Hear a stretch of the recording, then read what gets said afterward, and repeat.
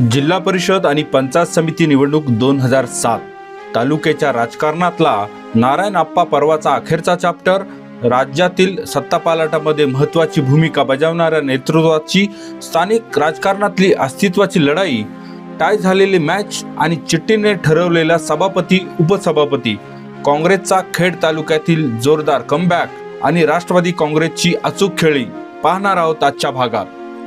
चला तर मग.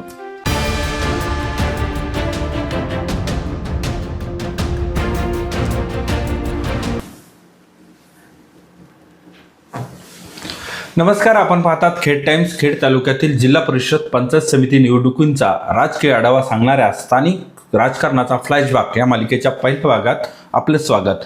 2007 आजी आणि माजी आमदारांच्या अस्तित्वाच्या लढाईचा हा चॅप्टर. हा इतिहास सांगताना 20 वर्ष खेड तालुक्याचं नेतृत्व केलेल्या माजी आमदार स्वर्गीय नारायण पवार यांच्या राजकीय भूमिकेचा थोडा आढावा घ्यावा लागेल. 99च्या विधानसभा निवडणुकीत काठावर विजय मिळवलेले आमदार स्वर्गीय नारायण पवार पुढे शिवसेनेच्या नारायण राणेंचा हात पकडून सत्ता पालटाच्या कटात सामील झाले. मंत्रिपदासाठीची नाराजी त्यांना राष्ट्रवादी काँग्रेस पक्षातून बाहेर घेऊन गेली.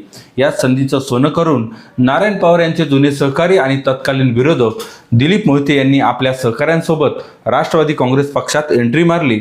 2002च्या स्थानिक स्वराज्य संस्थांच्या निवडणुकीच्या तोंडावर आपली टीम घेऊन राष्ट्रवादीत आलेल्या मोहितेंनी निवडणुकीत जोर लावला. पक्षाला आपली ताकद दाखवून 2004च्या विधानसभेसाठी आपलं तिकीट बुक केलं. पक्षावरच्या रोषामुळं अपक्ष लढवलेले नारायण पवारांना शह देणं 2004च्या विधानसभा निवडणुकीत मोहितेंना सोपं गेलं आणि 14,000च्या फरकानं ते विजयी झाले. ही निवडणूक नारायण पवारांच्या राजकीय कारकिर्दीचा शेवट ठरणार असं वातावरण सगळीकडे झालं.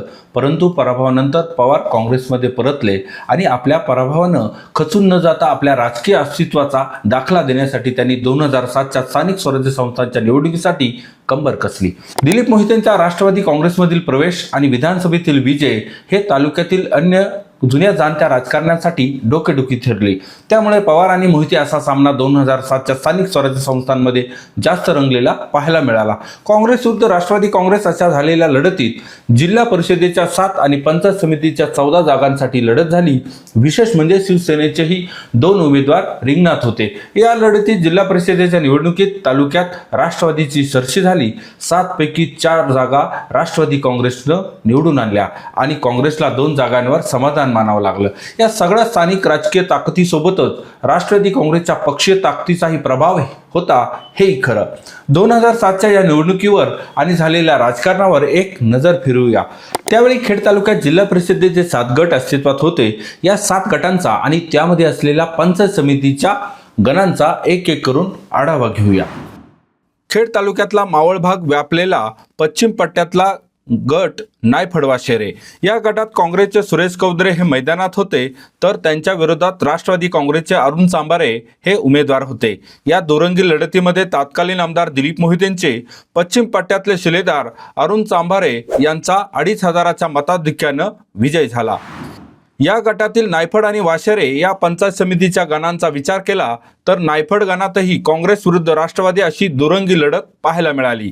यामध्ये काँग्रेसचे हरिदास केदारी आणि राष्ट्रवादीचे रामदास माठे रिंगणात होते. या लढतीत राष्ट्रवादीच्या रामदास माठेंचा अवघ्या 121 मतांनी विजय झाला. या गटातल्या पंचायत समितीच्या वाशेरे गणातही राष्ट्रवादीनं आपला झेंडा फडकवला. काँग्रेसच्या फसाबाई भोगटे विरुद्ध राष्ट्रवादीच्या अश्विनी मोरमारे अशा दुरंगी लढतीत राष्ट्रवादीचा 2,531 असा मोठ्या फरकानं विजय झाला. तालुक्यातल्या पश्चिम पट्ट्यातला दुसरा जिल्हा परिषद गट म्हणजे वाडा कडूस. या गटावरही राष्ट्रवादी काँग्रेसचं वर्चस्व राहिलं.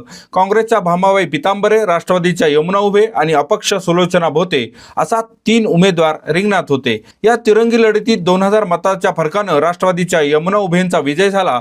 विशेष म्हणजे काँग्रेसच्या उमेदवाराला सगळ्यात कमी मतं पडली. अपक्ष उमेदवार सुलोचना भोते दुसऱ्या क्रमांकावर राहिल्या. या गटातील पंचायत समिती गणांचा विचार केला तर वाडा गणात तिरंगी लढत पाहायला मिळाली. काँग्रेसचे तुकाराम सुपे, राष्ट्रवादीचे काळूराम सुपे आणि अपक्ष उमेदवार नामदेव जाधव हेही रिंगणात होते. यामध्ये राष्ट्रवादीचे काळूराम सुपे हे 281 मताधिक्याने विजय झाले. याही गणात काँग्रेसचा उमेदवार शेवटच्या क्रमांकावर राहिला. कडूस गणामध्ये मात्र याउलट परिस्थिती पाहायला मिळाली. काँग्रेसच्या उमेदवार सुभद्रा शिंदे यांच्या गळ्यात विजयाची माळ पडली. तिरंगी झालेल्या या लढतीत राष्ट्रवादीच्या रीता तांबोळे आणि शिवसेनेच्या विजय शिंदे पराभूत झाल्या. आता जिल्हा परिषदेच्या गटातील सर्वाधिक चुरशीचा ठरलेल्या निवडणुकीचा आणि त्या राजकारणाचा आढावा घेऊया. जिल्हा परिषदेच्या राजगुरू रेटवडी गट म्हणजे खेड तालुक्यातला सगळ्यात जास्त चर्चेचा विषय.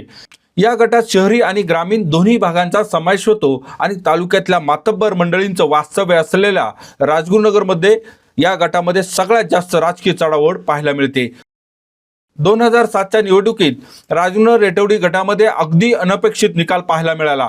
काँग्रेस आणि राष्ट्रवादी काँग्रेससोबत तालुक्यात डोकं वर काढत असलेल्या शिवसेनेनंही या गटात आपलं विधानसभेचे उमेदवार सुरेश चव्हाण यांच्या रूपाने निवडणुकीत उडी घेतली होती. काँग्रेसचे किरण आहेर, राष्ट्रवादीचे हिरामन सातकर असे दिग्गज यावेळी मैदानात होते. पण या निवडणुकीत सगळ्या प्रस्थापितांना डावलून तालुक्यात नव्यानं पसरत असलेला बाबा पॅटर्न चालला. अपक्ष निवडणूक लढवलेले अनिल राक्षे 1180 मतांनी विजयी झाले. या गटातील पंचायत समिती गणांचा विचार केला तर राजगुरू गणातील निवडणूकही चर्चेचा भाग ठरली. राष्ट्रवादीचे कैलास सांडवर यांनी या निवडणुकीत बाजी मारली. पण विशेष बाब म्हणजे काँग्रेसला या गणात 3ऱ्या क्रमांकाची मतं मिळाली. या निवडणुकीत राष्ट्रवादीला अपक्षांनी तगडं आव्हान दिलं, पण अखेर कैलास सांडवर यांना राष्ट्रवादीचा गड राखण्यात यश आलं. या गटातला दुसरा पंचायत समिती गण म्हणजे रेटवडी. महिला उमेदवारांमध्ये झालेल्या या लढतीत काँग्रेसच्या संगीता चौधरी या 1244 मतांनी विजय झाल्या. यावेळी राष्ट्रवादीचा हेमलता टाकळकर, शिवसेनेचा सुरेखा काळे आणि अपक्ष राधाबाई मांजरे या मैदानात होत्या. काँग्रेसला या गणात आपलं वर्चस्व ठेवण्यात यश आलं.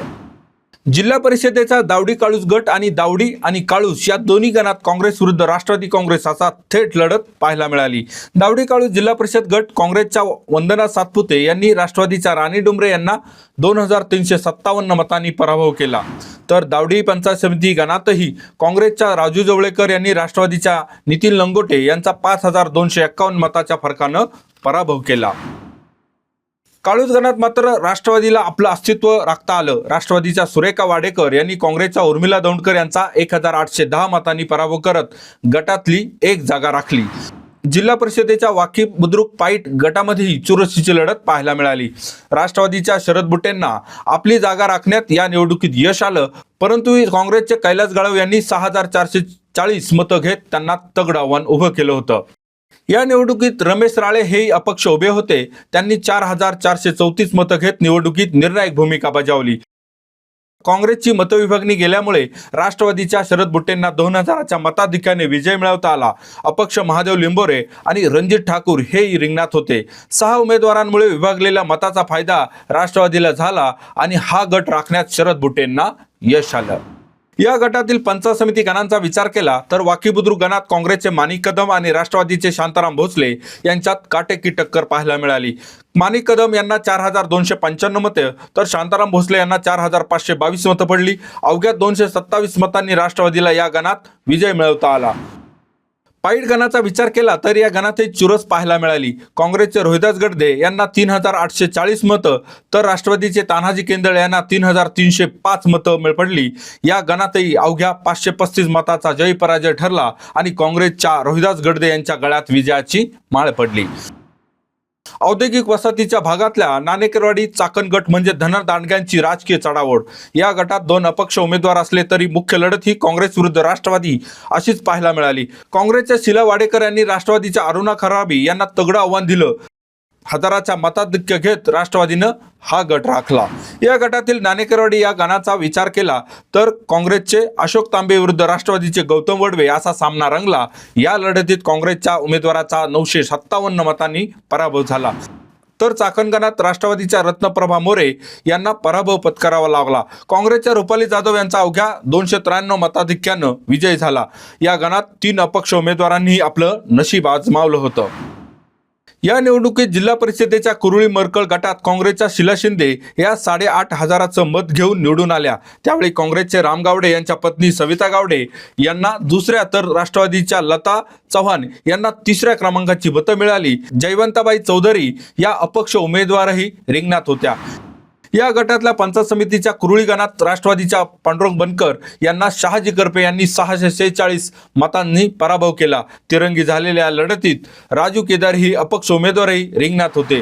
मरकळ गणात राष्ट्रवादीचे राजाराम लोखंडे यांना पराभवाचा सामना करावा लागला. काँग्रेसचे बाजार समितीचे संचालक रामदास ठाकूर यांनी 2726 मताधिक्यानं या निवडणुकीत बाजी मारली.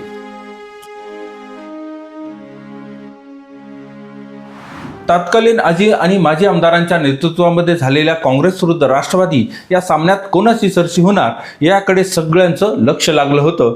कारण या निवडणुकीत दोघांनीही आपली प्रतिष्ठा पणाला लावली होती. 2007च्या या निवडणुकीचा एकंदरीतच अभ्यास सांगायचा झाला तर जिल्हा परिषदेच्या निवडणुकीत राष्ट्रवादी काँग्रेसनं 7 पैकी 4 जागा जिंकत काँग्रेसला अक्षरशः धूळ चारली. 7 पैकी अवघ्या 2 जागांवर काँग्रेसला समाधान मानावं लागलं. राजगुरू डेटोडी गटात अनिल राक्षे यांनी अपक्ष झेंडा फडकवला. राष्ट्रवादी काँग्रेसनं नायफड वाशेरे, वाडा कडूस, वाकीबुद्रुक पाईट, नाणेकरवाडी चाकण या गटांवर विजय मिळवत 4 जागा आपल्या ताब्यात ठेवल्या. काँग्रेसला मात्र दावडी काळूस आणि कुरुळी मरकळ या 2 जागा जिंकता आल्या. शिवसेनेने 2 जागा लढवल्या खऱ्या, परंतु निवडणुकीत सेनेला खातही उघडता आलं नाही. काँग्रेसने कडूस, रेटोडी, दावडी, पाईट, चाकण, कुरुळी आणि मरकळ या 7 जागांवर विजय मिळवला तर राष्ट्रवादी काँग्रेसला नायफड, वाशेरे, वाडा, राजगुरुनगर, काळूस, वाकीबुद्रुक, नाणेकरवाडी या 7 गणात जागा जिंकण्यात यश आलं. सामना जरी टाय झाला असला तरी तालुक्याने नव्याने आमदार झालेल्या मोहितेंसाठी हे मोठं यश होतं. नारायण पवारांनी राष्ट्रवादी काँग्रेसमध्ये प्रवेश केल्यानंतर बॅकफुटवर गेलेल्या काँग्रेससाठीही एक कमबॅक होता. निवडणूक झाली, 7 जागा निवडून आल्या. पंचायत समितीचा सभापती नक्की कोण होणार याकडे सगळ्या तालुक्याचं लक्ष लागलं. सभापती पदासाठी अखेर चिठ्ठी टाकून निर्णय घेण्याचं ठरलं आणि या नशिबाच्या खेळात काँग्रेसचे रामदास ठाकूर, राजू जवळेकर हे विजयी झाले. रामदास ठाकूर सभापती आणि जवळेकर उपसभापती पदावर बसले आणि काँग्रेसला पंचायत समितीवर आपली सत्ता आणण्यात यश आलं. तालुक्याचे माजी आमदार नारायण पवार यांच्यासाठी हा मोठा विजय होता. तालुक्यातलं त्यांचं राजकीय वजन आणि त्यांच्या कार्यकर्त्यांची तालुक्यातली फळी या निवडणुकीत अधोरेखित झाली. परंतु हे जास्त काळ टिकलं नाही.